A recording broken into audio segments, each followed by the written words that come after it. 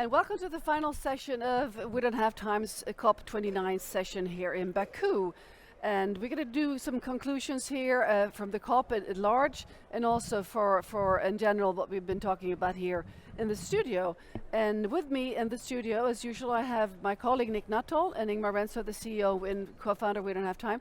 And we also have Anita Soina, and it's your climate advocate from Kenya, and it's wonderful to have you on our team here. So I'd like to start a bit, turning also to our colleagues in Stockholm. We have colleagues in Stockholm, and also we have some colleagues in Nairobi, Kenya. So let's see who we're starting with in this first intervention. It looks like we're turning to Nigeria. To Kenya and Nairobi. That's what I was saying, Nairobi, Kenya. So please share your thoughts on what you've been listening to and what's happening on the ground from your perspective. And also, please introduce yourself. Could you unmute yourself, please, because you're muted? Unmute, please. We have a very strong office in Kenya, and I was expecting Patrick Kiarie, so that's why I'm not familiar with the name here. So please, now you're not muted. Excellent. Go ahead. Please state your name and in your intervention here. Good day. My name is Tobechukwu, Diolu Tobechukwu Prosper. I'm the co-founder of Lincgreen Climate Change Initiative. I'm in Nigeria, not Kenya, and of course we're partnering with the blog, Life Blog, and we do a lot of community-based advocacy here in Nigeria, and our NGO is community-centered. A lot of what we do is to create awareness about the effects of climate change in indigenous communities. Yeah. It's been an amazing time at the COP28, and we've been following through. So do you have any reflections on what you listened to during the day? Yeah, of course. I mean, throughout the day, it's all has been about youth engagement in these conversations. And one very important thing that I got to note is that it's important for youth to be engaged in this process. And there's a huge gap between the younger generation and the older generation. And somebody made a comment earlier this morning saying that the future negotiators, are the youth of today. And it's very necessary for the youth to be carried along in the process surrounding COP, the reactions, the interactions, and every of the process around COP29. And yeah, I mean, it's good to see youth groups. It's good to hear voices of young people, including children. And I mean, that's just been amazing. Thank you very much. Let's now go to Stockholm, where we have Christina Carlmark, and we also have David Olsson. So Christina, what are your main takeaways from today?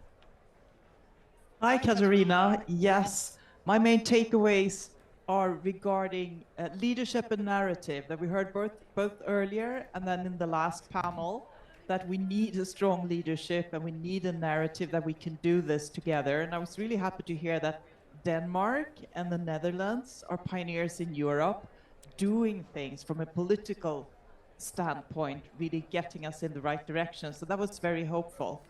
So those that understand those opportunities are the ones that are going to be here in 50 years. Thank you, Christina. Yeah. And David, also you're co-founder of We Don't Have Time. What are your reflections from today? Well, we heard both from CFOs, the financial perspective, and then from civil society and trade unions.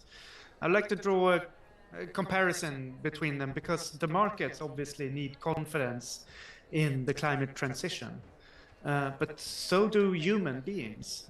In Sweden, we have the Swedish model, so if you get laid off as a worker, you get a severance package or a transition. You get to keep your pay for a couple of months in order to find a new job. And we need to lay off the whole fossil economy. To be honest, if I didn't know so much about climate and why this needs to happen, that would just scare the shit out of me. So we need to create confidence on all levels of society that the transition will pan out well and good for us all. That kind of confidence is absolutely vital. The transition will not happen without it. Thank you very much. And now I see our colleague Patrick Kiarie from our Kenya office. So Patrick, what are your reflections from today? Yeah, I'm so happy for today discussion regarding the youths, regarding the whole COP29 and how it is going on. Yeah, today I had a good reflection from Simon Hazel Thomas from Ingrid group. I really liked his idea and his circularity idea that's which can move the solution together for what we are doing in terms of we don't have time in terms of the world or what they need. We need those solutions, and I think his idea was best for me. Thank you. Thank you, Patrick. And now in the studio we have Anita, Soina, and Ingmar Rentzhog. So Anita, tell us what you've been up to today and your reflections, please. Well, so it's Youth Day today, so it's Yep. our day.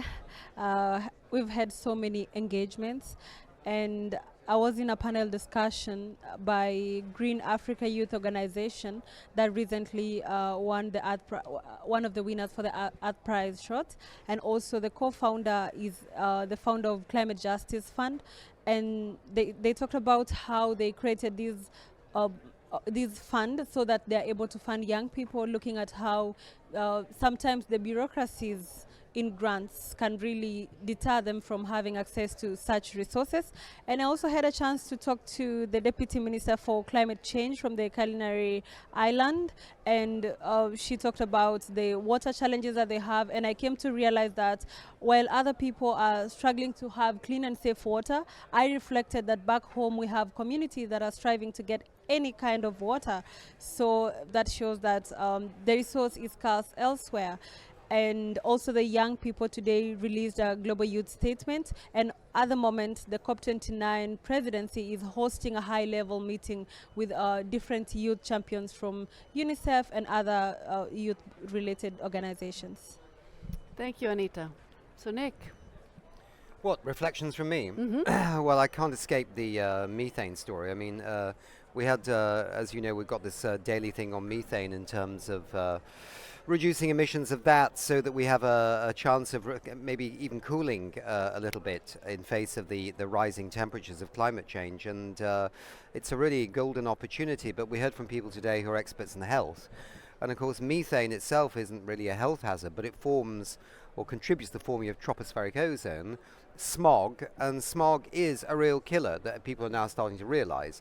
And it damages your lungs, it damages your heart, and actually methane levels are rising all the time right now. So in fact the Lancet Medical Journal says that I think there's a 46% increase in death around the world from methane being transformed into smog, ozone, low-level ozone, and that's got to be something that's going to grab people's attention why we need to get rid of methane. So I think it's such a big story as the methane story. It's such an opportunity, and if we don't deal with it, it's going to be an even bigger headache for us all. Thank you, Nick. And of course, Ingmar, you started this campaign Buy More Time, and this is really close to what we're talking about here. But I'm also curious about your thoughts about this day at the COP.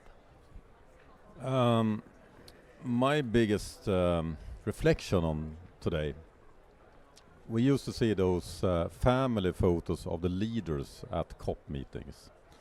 There's always one of those photos, and it has lately become quite a lot of attention to it because it's often like almost all men at those pictures. And the future we're actually deciding here at COP meetings concerns a lot more than just men. So we need to have women in this, on those family photos. I mean, a family without women, I don't think that will be a fun family. But a family without the youth is not a family. So, I mean, why don't we have family photos at COP meetings showing the family, the men, the women, and the youth? I mean, the youth is what this is all about. And I think that can be easily fixed. Why can't every country have a delegation of a man, a woman, and a child or a youth. I mean, of course, they can maybe not have the same weight if you're a youth or if you're a president, but you can be present at the COP negotiations. You are today, but not in the family photo level. Let's get that happening. It's not a complicated thing. So that is what I'm missing today. Thank you very much. And every year, of course, when we see this family photo, it's like, let's see, find a woman. It's like a quiz, you know. It's like, oh, there's one. So it's a great point here, and of course also. But what I'm saying here is you don't need to take away the men. No. Because that will create another problem. Just include the women and the youth. Problem solved. Can I just say one small thing about the youth, though? I'm so pleased they're here. But I hope they also learn from the mistakes of their adults in terms of this process on climate change and don't just replicate themselves into the same adults that have got us in the mess we're in right now. So that was the only thing I'd say about youth. They learn from the mistakes of us and do something better when they take the reins of power. Indeed. Well, thank you very much, and let's move on.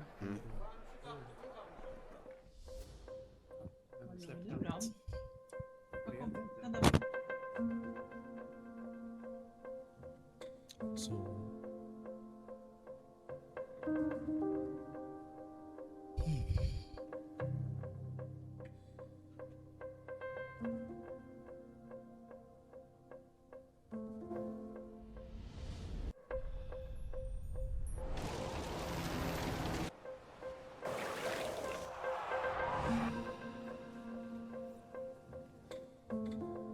Mr. Olsson.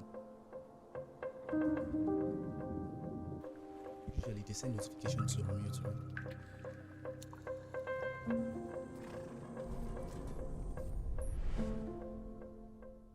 Just stay close, right?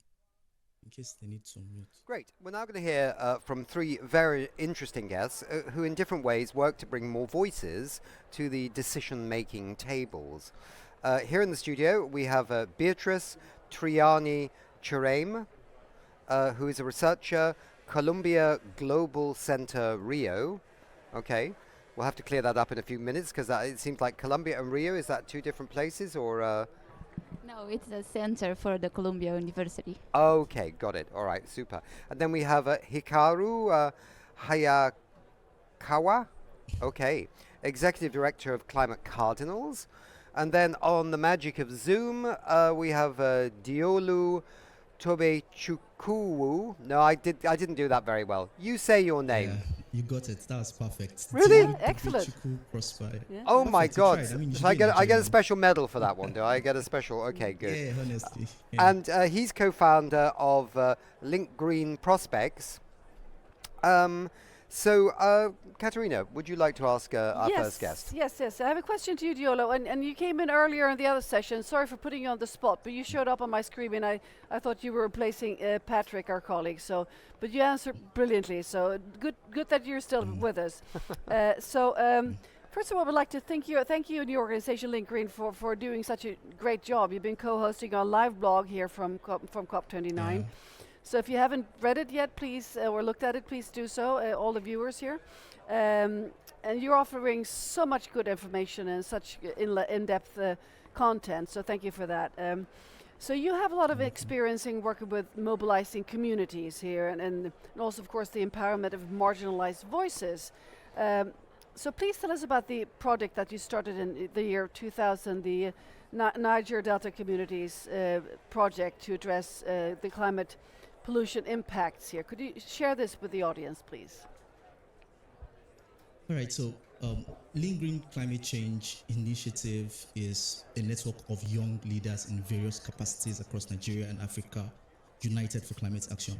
Many of our young volunteers are being directly or indirectly affected by climate change, particularly in the Niger Delta region. That's why we have a deep connection with the struggles of local communities. So we're able to connect with local communities because a lot of us have experienced the devastating effects of climate change. So there's a gap between cities and indigenous communities. So our primary focus is on the communities most impacted by climate change and oil exploration, of course. So what we see and what we hear in these communities is what now inspires us to amplify their stories, because We believe that if the world understands the extent of the damage caused by climate change in the most vulnerable areas, they will realize strongly that we truly do not have time. But also, this drives us to partner with local stakeholders to develop adaptation frameworks tailored to these communities. Because for every intervention to be wholesome, timely, effective, and sustainable, indigenous people must be involved in a participatory manner. And basically, that's what we do. So we're closely knitted with the communities. We're very close to indigenous communities, riverine communities, coastal communities, and it's been a transformative journey. Yeah. Thank you very much. Nick? Yeah. Beatriz, okay, so your research focuses on youth participation in international climate change conferences, which is highly relevant considering where we are right now. So tell us a little bit more and maybe start off maybe what you're doing here to increase that participation. Okay, it's a pleasure to be here. Thank you for the invitation. So my research is about youth engagement, specifically at the COP29 negotiations, so for the Paris Agreement.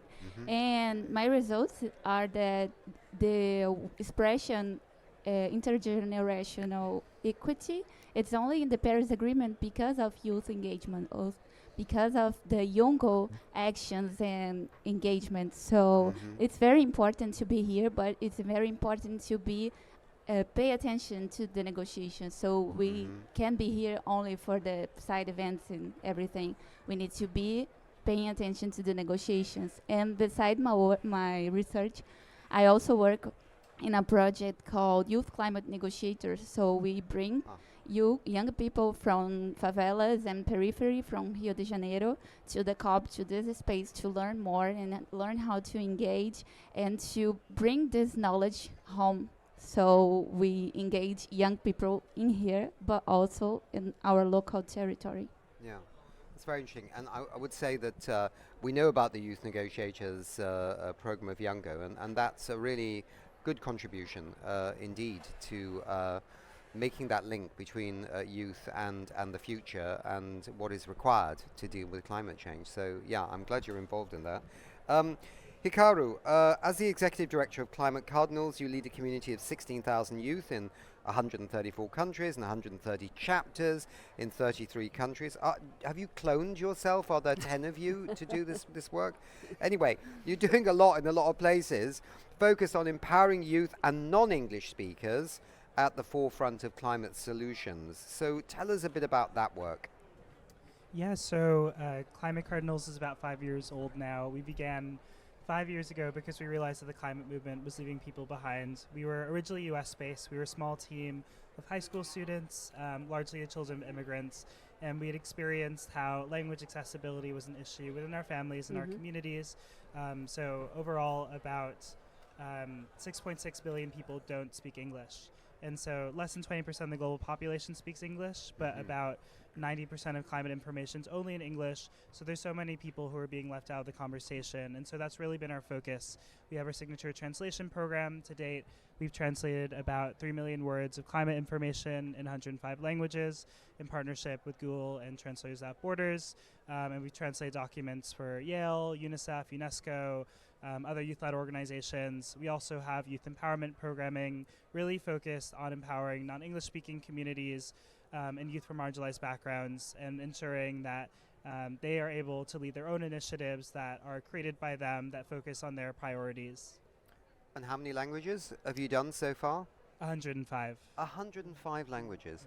It's quite impressive. We had your founder on our show in Glasgow for COP27. And she really blew us away with the intent and the creativity of the Climate Cardinal work. So congratulations. Thank you.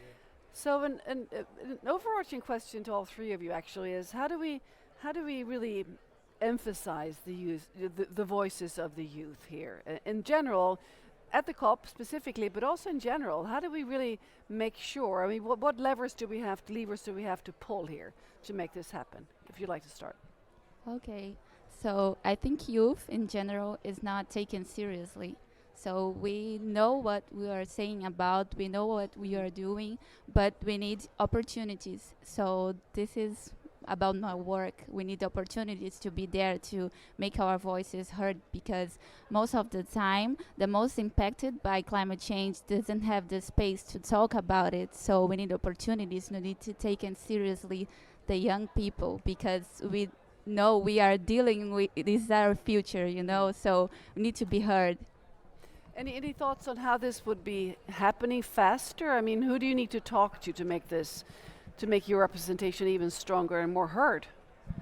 So I think the negotiations is where everything happens, and I know that our time in that room is limited because we only have, I don't know, 2 minutes sometimes, but maybe if the negotiators could hear us in bilaterals and everything else, it will help. So maybe we can talk, we can show our point of view, and we are working on that, but I think can grow better, we can do better. So thank you.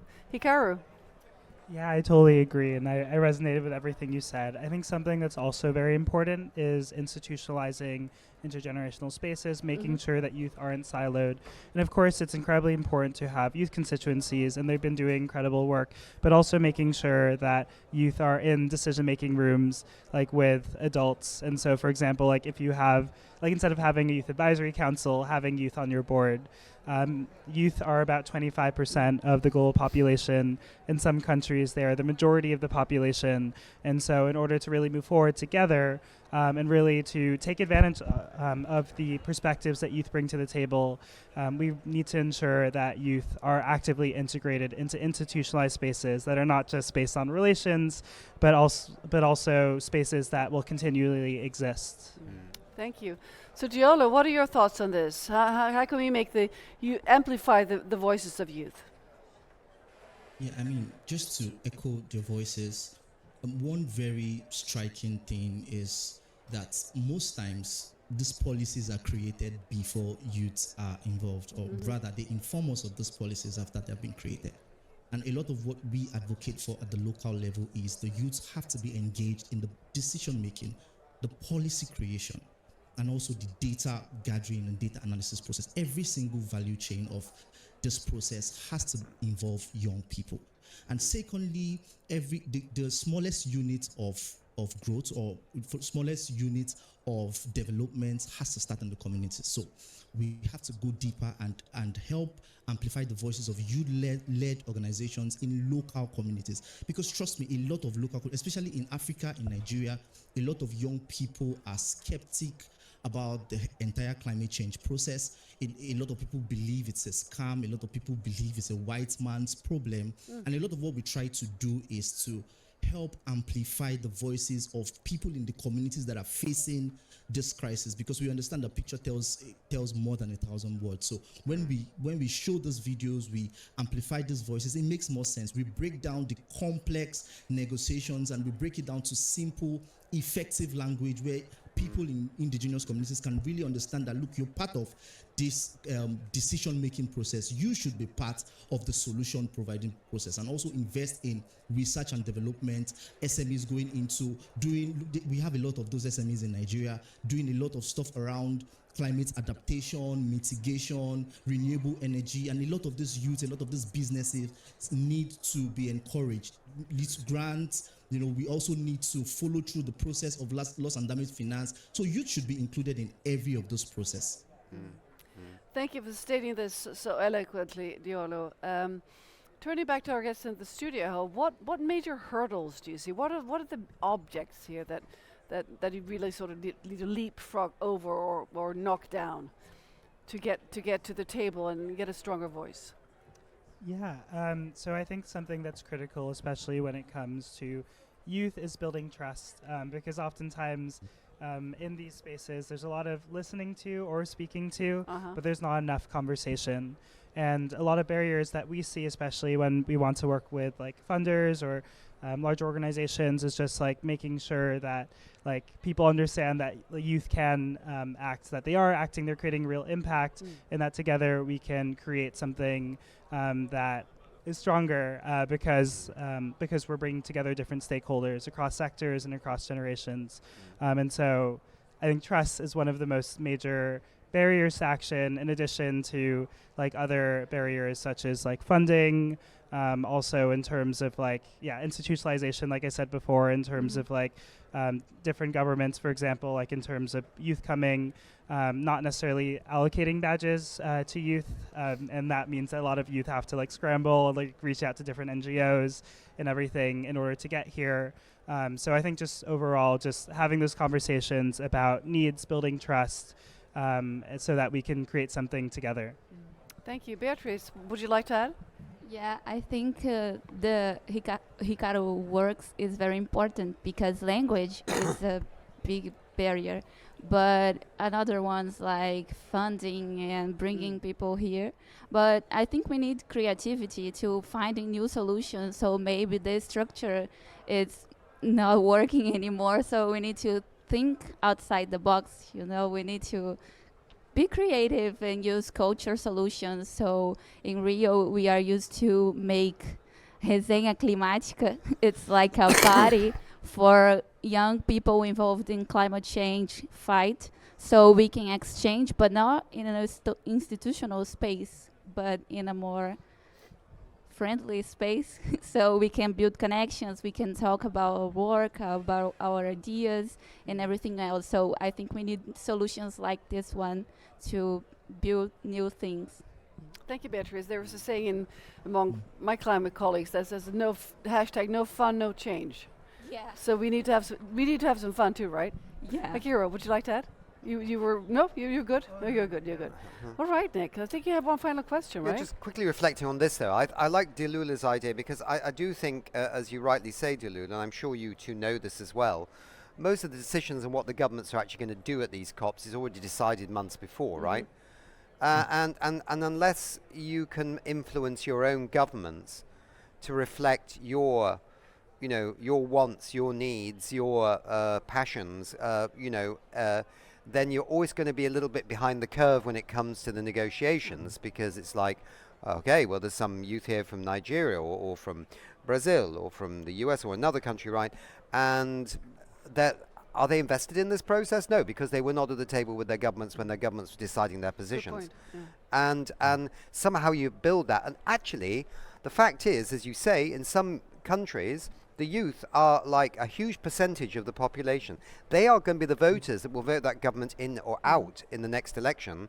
And if the government doesn't hear from the youth what they want, they won't know that they're vulnerable to being elected out. So there's a game to play here that I think is really important. And I think that's a bit off the questions we have, but I think it's so important. And schools as well, by the way. I mean, I think education in schools is still lacking, even in developed countries, on what climate change really is, right? Reflection, Nick, we were in Bonn for the SB60, where a lot of the prep work is being done for the COPs. Yeah. Did we encounter many youth there? No, not many youth in Bonn, because again, there's no finances. Exactly. I mean, there's no finances left in the UNFCCC because they're starved of money right now, and so there have to be other ways of funding youth to be in those early negotiations in Bonn in June. But I still get back to the clear point that I think the golden ticket here is to make sure that your voice is inserted into the governments, and that's not easy, but it gets even harder when you get here. So I mean, that's just a few thoughts. So just briefly then, what have we got here? What are the main opportunities for our societies in bringing these voices to our parliaments and other policy making fora? So in some countries they have started to bring youth into parliamentary committees to hear their views and stuff like that. In other countries, maybe not. And again, that gets back to this point. How do you get yourself inserted into the domestic policy making that's coming through that will shape the position of the government when it arrives at a COP? Any thoughts here? And also the opportunities that this brings, because that's key, right? Yes, absolutely. Yeah. Any thoughts here? Anybody want to start on this one? Diolu, Okay. do you want to start there? Yeah. I mean, for us, a lot of what we do is, I mean, the good thing about this generation is the presence of social media right? And a lot of what we do is, as we say in Nigeria, we make a lot of noise. And one way to get the attention of the government, and we've seen that historically in our conversations in Nigeria relating to climate change and the environmental pollution. One case in point is the movement for the survival of the Ogoni people, where in fact that led to the killing of Kensariwa and 8 other people. Of course, we covered the story a lot. And but what was pivotal about that, which has led to a lot of transformation in the way oil companies do things in Nigeria, is social media buzz was heavy. And because of that, we had a lot of attention. So what the opportunities we have right now is the social media. We need to, and that's what we try to do here. We need to impose ourselves. And I mean, we can't wait for them to give us these opportunities anymore, because this is our future we're talking about. This is our destiny we're talking about. This is our lives we're talking about. I don't want to be 50 years old and I'm running away from my house because of flood, right? I want to retire. I want to live in a peaceful environment where I'm not scared of the air, I'm not scared of my environment. So we need to now begin to, so for youth, it's not just about adaptation or mitigation, it's about our future. So we need to not just waiting for people to give us, of the government or the, organizations give us opportunities, but we need to, and that's why you see a lot of young advocacy groups coming up. We need to now begin to impose ourselves through storytelling, the power of social media, the power of media, and then collaborative work. You need to just impose ourselves in this process. Anybody else?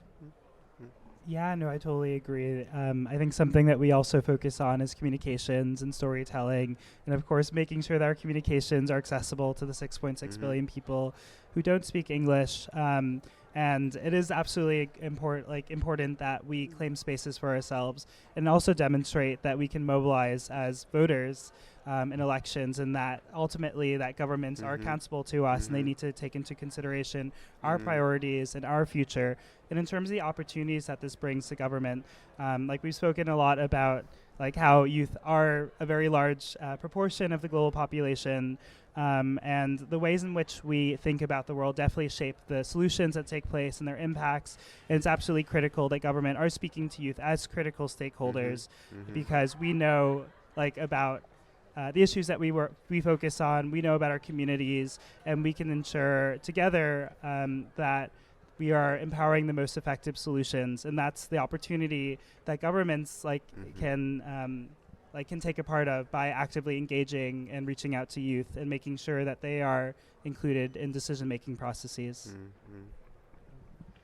It's really very important to be youth to be involved in the whole process. So we always say that from local to global. So our work is not enough only at the global level. We need to work on our local level. So Brazil has a really strong tradition of participatory movements. So everything, almost everything in our country is decided by participative mechanisms. So now we are working on the climate plan that includes the adaptation plan and the mitigation plan of the country. And we could participate in this process, so we could send suggestions and everything else to our national government. So this is a form to engage, but we also work with grassroots movements. So from people who are in our daily basis that normally don't know about climate change. So it's an opportunity to make population raise awareness so they can understand what is going on, and we need to vote properly with candidates that think about climate change. So there's a lot of opportunities in our country to participate. Yeah. It's also important to remember that in 1970, when you had the first Earth Day in the United States, that was all the youth demanding environmental action, and the then President Nixon, who was both Republican and corrupt, sounds familiar, actually said, I better do something about this because these are going to be my voters, right? These young people protesting. And so very swiftly passed the Environmental Protection Act and various other things, which he would not have done if the youth hadn't got out there. And I know that's a long time back, but I think there's a little lesson in that story as well, Katerina, where are we? Is it your turn? No, I think we're concluding this now, and it's been a delight listening to all three of you. Really, it has been. It's there's such power behind your commitment and your words. So there is really should be more of a room at the table, at all the tables that we talk about our future for the youth. And thank you for showing this very clearly in this session. Well, I would just, with one comment at the end, I mean, obviously we have all kinds of people on the show. We don't have time, but we always try and make an effort to have youth on, and because we think it's very important too. So we're delighted you're here supporting us as much as hopefully we might be supporting you. So great. Well, best of luck and thank you very much. Thank you. Thank you. Let's move on. I'm here with Renata Varia, researcher, University of the South Pacific, and also with Agustin Ocaña Escobar, who is founder and chairperson of the Global Youth Coalition. So wonderful to have both of you here, Renata and of course Agustin. So please tell us a bit first about yourselves and your work. Would you like to start, Agustin? Thank you so much, of course. And well, I'm Agustin, as you said, from the Global Youth Coalition, born in Ecuador. I am a biotechnology engineer as a profession, but after having already like a successful life, let's say quote, as a youngster, I felt that I need to do more, and it's how my commitment for the planet raised up. I traveled to Egypt, COP27, and that's where GYC began. We have this meeting with Antonio Guterres, the Secretary General of United Nations, and so far it has been going. We do capacity building, green jobs. Then we are also bringing people like Renata to the venue with the Oxford University and through a bursary program that we launched with the Global Youth Climate Training, where we are training the youngsters into a high-level commitment that how they can make an impact with feasible things that we can ask, and we can make some impact with the negotiators and all the stakeholders that we have. Very impressive work indeed. Thank you. So Renata, tell us about your work. So I'm from a little island called Fiji in the South Pacific, and in an even smaller island north of Fiji called Rotuma.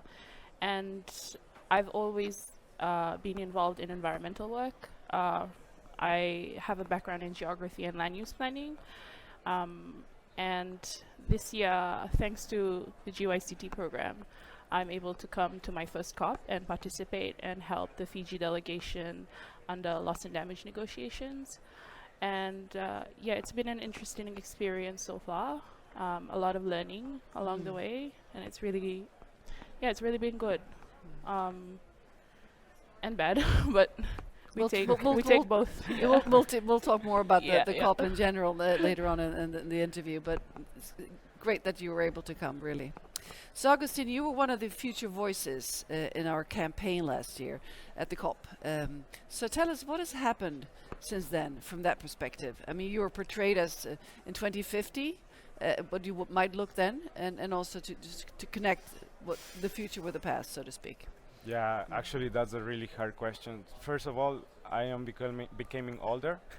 We all do. So at some point we won't need AI anymore to make myself older. We just speed it up a bit. Yes, of course. And it was a great campaign because we were able to share what we were thinking that will happen of 2050.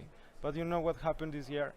In my country, there's no more energy because there's a scarcity of water for the last 70 days.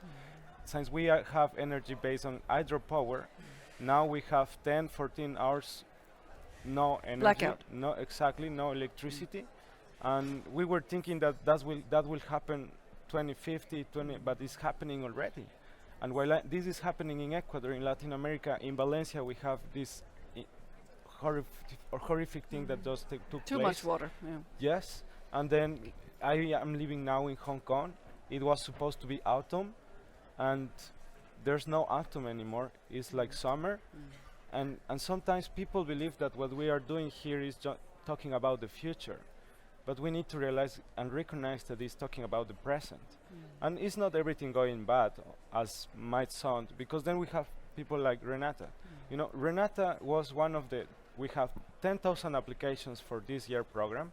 We choose 285 people, amazing people from all over the planet, and from them we choose the 5 legendary, I call them the legendary ones, because it's like they come and they can finally advocate from the local community into the global level and then downloading it again. So a part of that, with GYC, we are jumping into AI and wildlife, We are doing something with gamifications together with Sankari Studios from USA, California.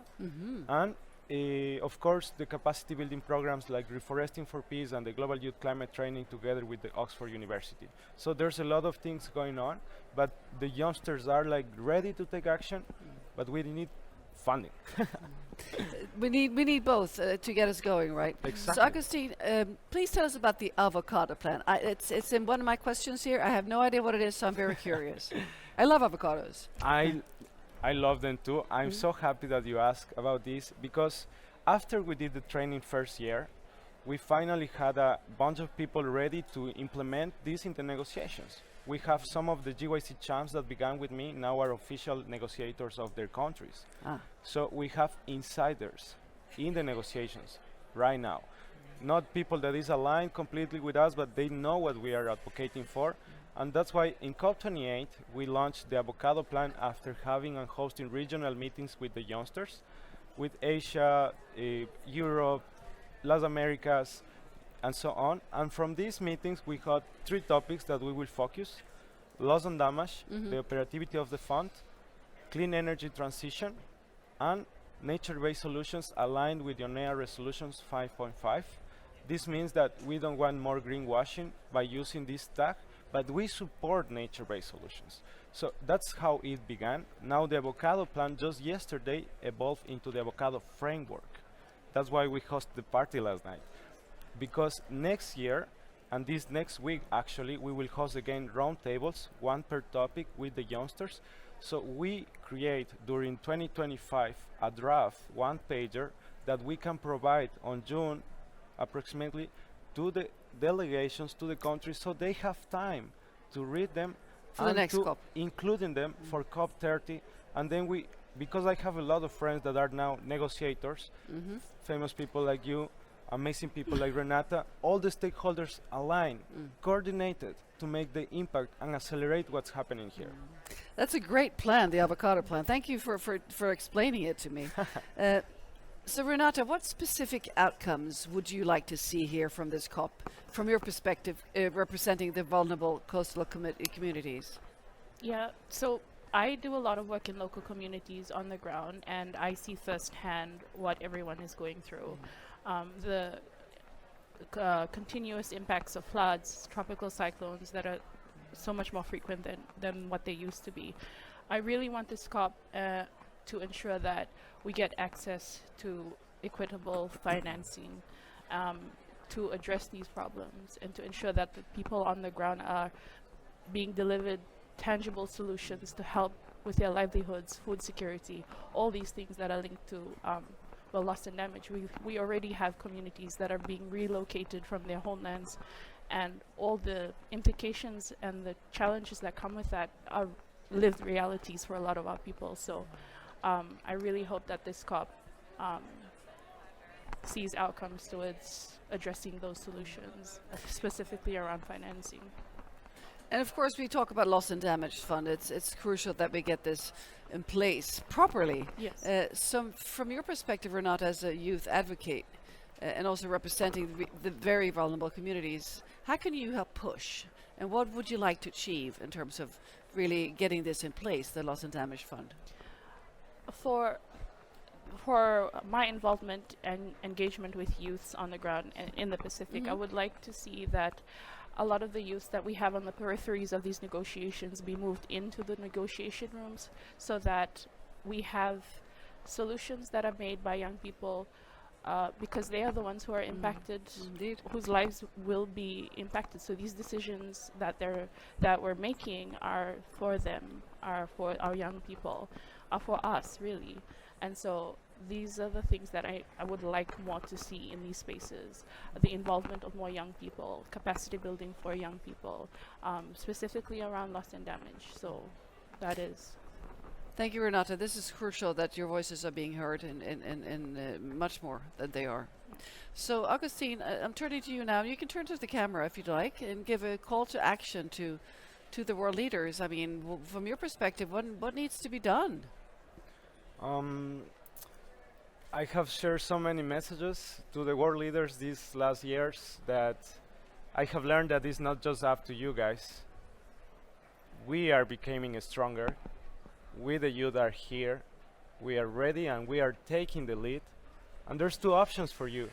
You can follow our lead and you will just vanish, because the time is, we don't have time. We don't have time to wait.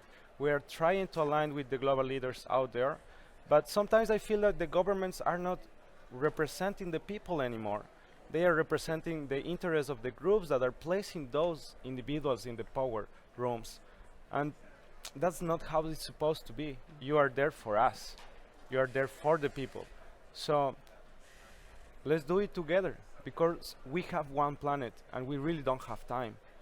But again, the global youth is ready to take the lead, and it's up to you to follow, or we will see.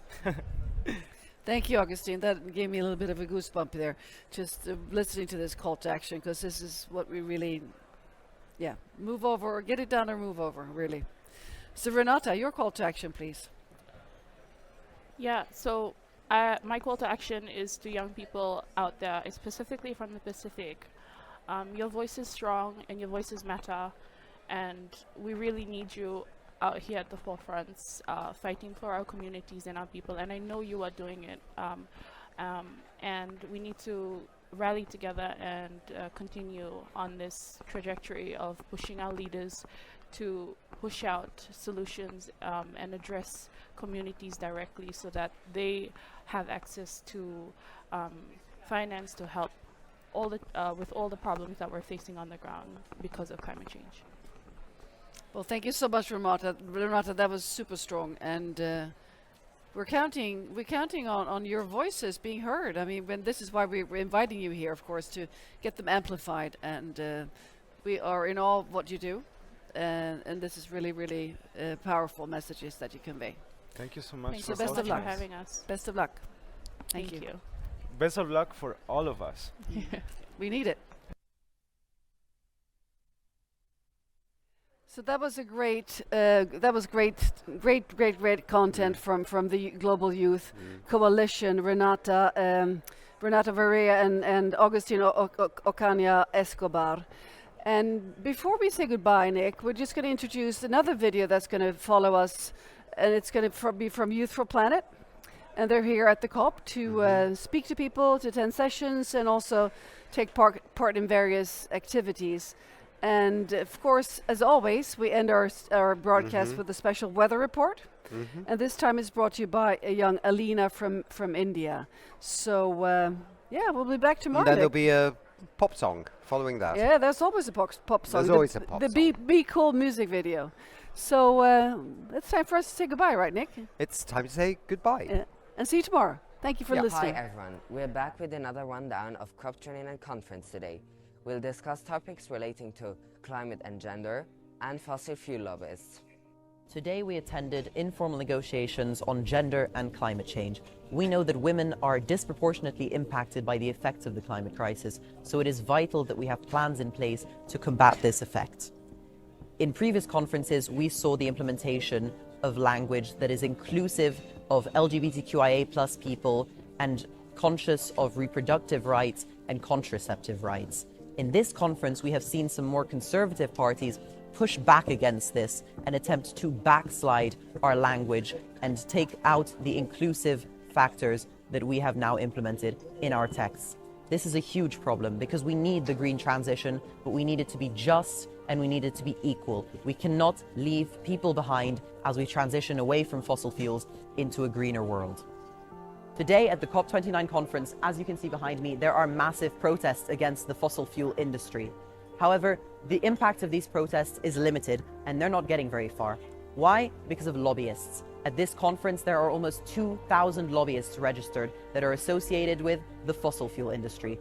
There are around 1,500 who are directly associated with the industry, and they are pushing for less fossil fuel restrictions and even making contracts to drill for more oil. There are 500 other lobbyists associated with carbon capture.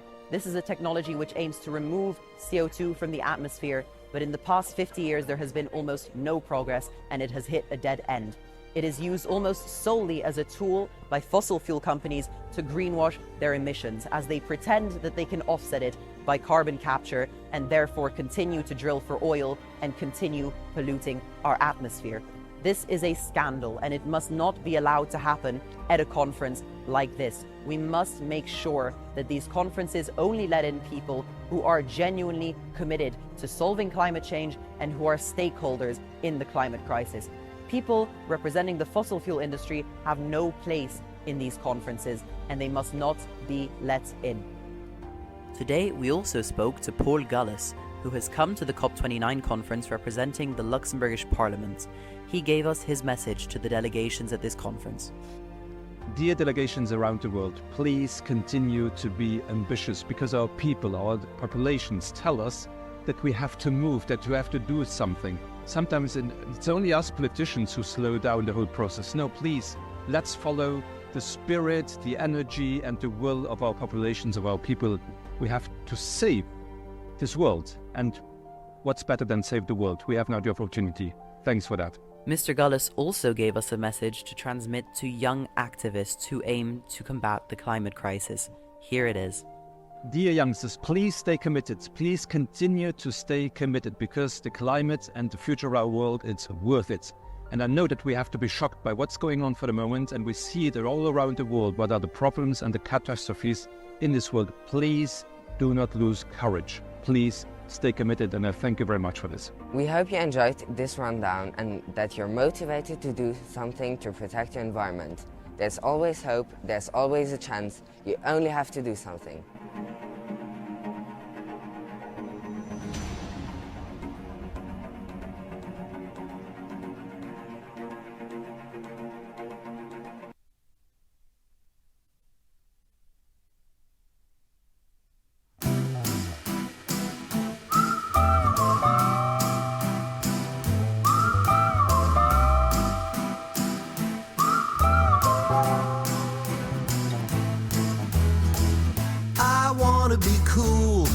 Isn't a joke to walk in the woods, without all the smoke. I love to swim, but not in a flood. We can't grow a crop, down in the mud. I want to be cool and get the job done, so we don't get left out to bake in the sun. Let's plant some trees and make some shade from the ground up. That's how change is made. I want to be cool, how about you? Together there's not one single thing that we couldn't do. Take care of the earth and each other too. Working together, we all can be cool.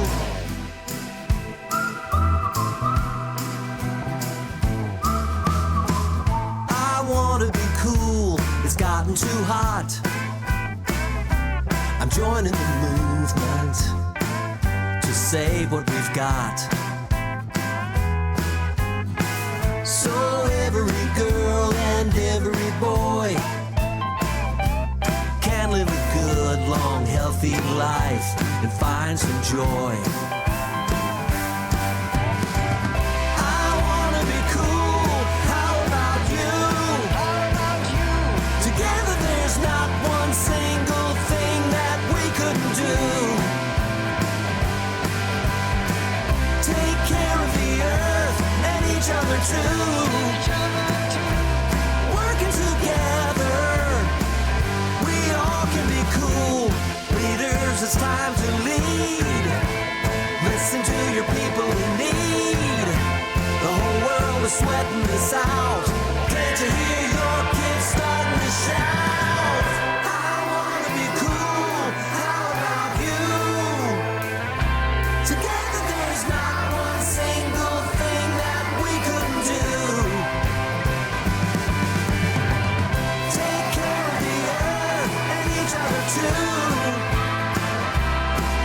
together, we all can be cool. I wanna be cool, how about you? Together there's not one single thing that we couldn't do. Take care of the earth and each other too. Working together, working together, working together, we all can be cool.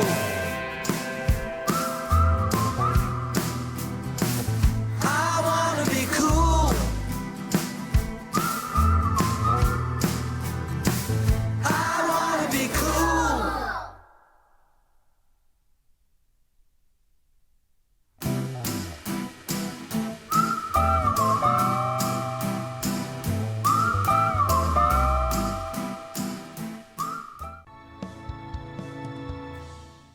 नमस्कार, मेरा नाम अलीना है और मैं आपके लिए एक special weather forecast लेके आई हूँ।